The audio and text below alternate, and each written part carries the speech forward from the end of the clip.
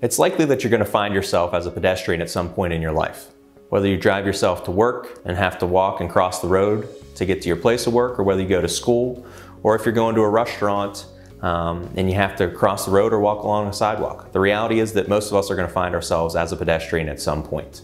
So I wanted to talk to you today about some common types of pedestrian accidents and some tips on how to avoid them. First is crosswalks. The majority of pedestrian accidents happen when somebody's crossing the road.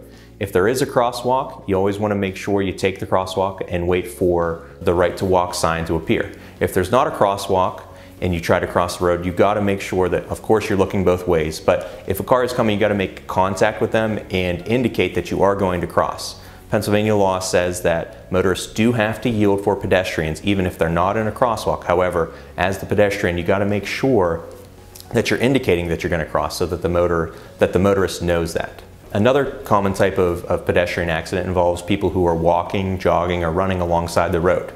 Of course, if there's a sidewalk, you always want to make sure that you're using that sidewalk, but oftentimes there's not.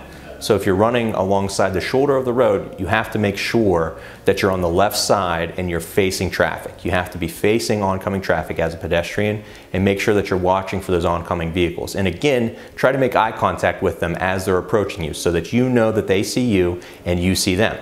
And make sure that you're as far away from the roadway as you can be, as is available on that road. And then finally, the last common type of pedestrian accident is when people are working alongside the road.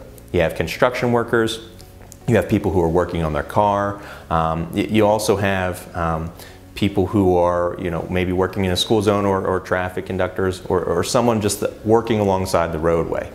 In those settings, again, you just want to make sure that you're looking, that you're aware of the traffic that's around you and not solely focused on the tasks that you're doing at that point. So if you have any questions about a pedestrian accident and whether you may be entitled to compensation, please give us a call.